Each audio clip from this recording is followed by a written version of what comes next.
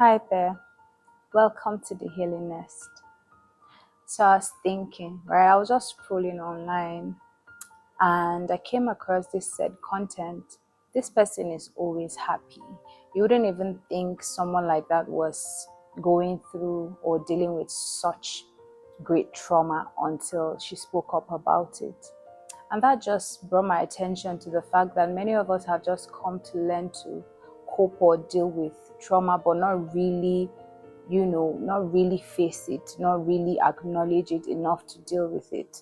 So we just leave it there and just go on with our lives. But sadly, it actually has its toll on us and affects our well-being, affects our personalities. So in extension, really trauma messes up our lives without us even knowing. And we live as though like we're masters of our lives, but then it is what is actually keeping us a slave to it, whereas it is the master. So the reason why this nest is not called the healed nest, but the healing nest, is because everything with regards this is really just a journey. We're all learning together and healing together and growing together. And so today we'll be discussing trauma. So what really is trauma? Trauma are psychological wounds, but they can also be physical wounds. The activities surrounding it that leads to them are actually called trauma episodes or traumatic episodes. And those are the moments where you tend to develop that trauma. For example, you were scolded at in such a manner that it just stuck with you, maybe because of the words, them being deep and cut through your soul. It sticks with you and you're unable to just move past it. It even shapes your personality, shapes your ideology. It just makes you, it builds you. And sometimes when I see things like this online, like I said, it's just quite sad that we just come to cope with it instead of facing it and acknowledging it. And sometimes you won't even know. Things look all right and okay until maybe someone reaches a breaking point or when they speak up about it. And that's why we're bringing this awareness, so that you would also look back and reflect on your own life. Look back into as far back as your childhood, like where was it that you missed it? Where was it that you overlooked something quite deep and vulnerable that has come to shape you as this individual that you are? I'll just list a few examples, right? For some traumatic episodes have been so painful that it even affects the things you desire, the things you practice, and even affects your emotions, affects your love interest. For some, they think that they're just drawn to the same sex because, well, just because. But actually, sometimes trauma can be a pointer to that. Maybe the opposite sex at some point in your life traumatized you or did something to have damaged you mentally, that you are only able to feel safe with your own gender, because then they sort of create that safe space for you, or because really it's just too traumatic for you to even consider opening up to the opposite gender simply because you've been hurt by someone of that same gender. And so you just find yourself drawn, and then you make it a thing of, okay, this is how I feel, this is how I've always been, when in reality you're just running or shying away from facing your trauma. And the thing about trauma healing is for you that the first step to commence your healing is by acknowledging that thing, that monster, that episode that has kept you caged. Because you see, the thing is, when we see some people around, people that they're able to trust, people that have been able to feel that, make them feel safe rather, you see that there's this sense of, you could look at them and be like, why is this person behaving like a child? And I think oftentimes we even come to tag it as, okay, love makes people do that. Yes, it does, but sometimes it's just that safety taking you back physically, right? It is healing you. That relationship is healing you. So it takes you back to that age bracket where you were trapped. And then healing commences from there, even though, yes, you're now an adult, but then healing takes you back because you have to go back in order to fully grow from it and fully develop from it. Now, it's only by doing that that you're able to develop a healthy personality and healthy mindset. And the thing about trauma too is that it can also come off as maybe your parents always comparing you, like siblings, and sometimes even though some things are actually your interest, simply because it was presented under the guise of, okay, your sibling did this, so you have to do it. Even though there's that keen interest in also picking up the same passion, you decide to rebel on purpose just because it's quite painful to be living in someone's shadow.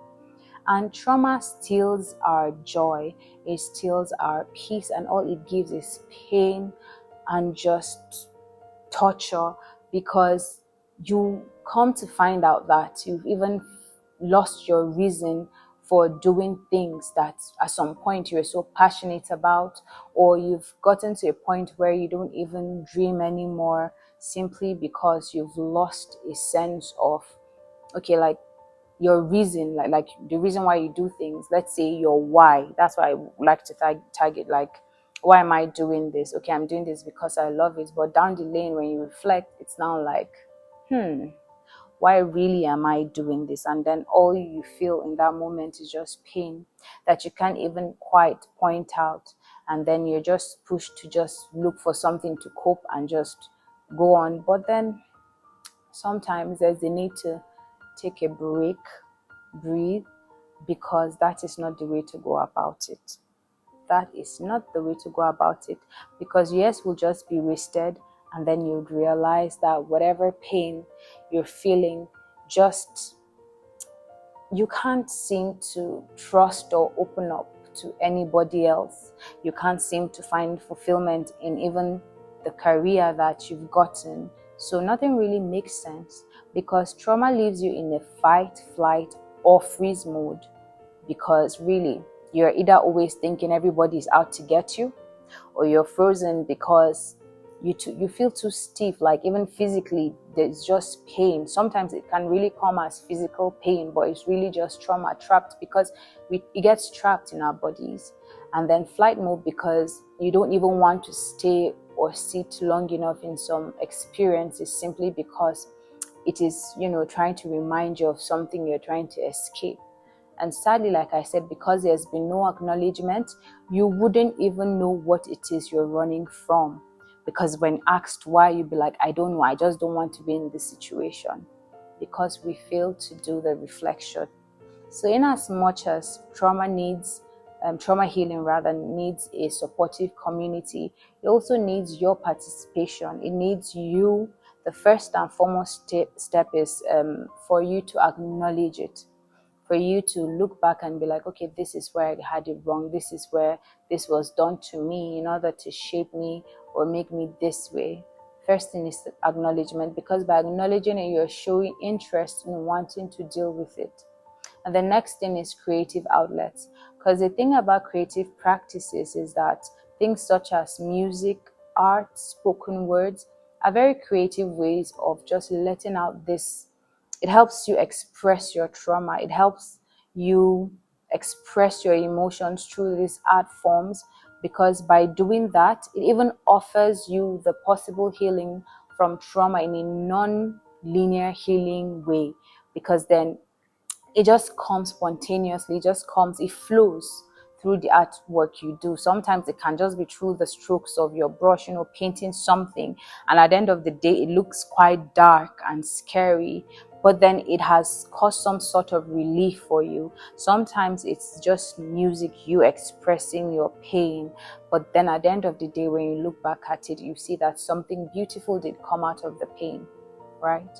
So don't even allow pain make you believe or convince you that it is impossible for you to come out of it, because it is possible.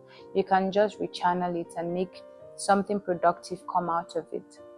And above all else, it is also quite important for you to be patient with yourself and to also extend grace to yourself.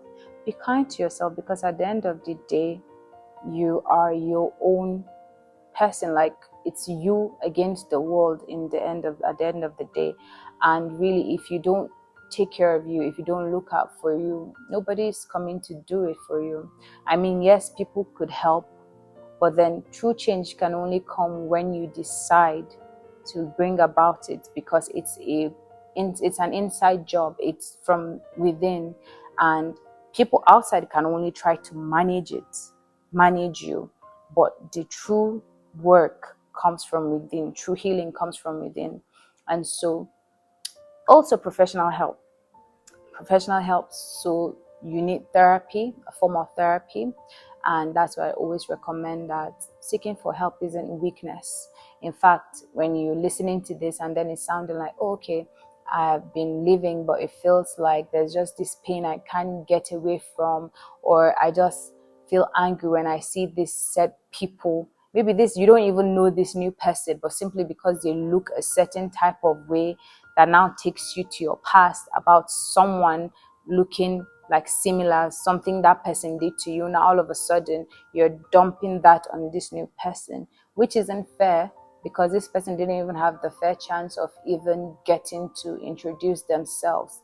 And so you see, trauma can even mess up possible beautiful relationships and friendships and even partnerships, and even stop you from experiencing such beautiful opportunities, into better workspaces and whatnot, because of fear and resistance. So it's quite important for us to acknowledge our traumas and to allow ourselves heal.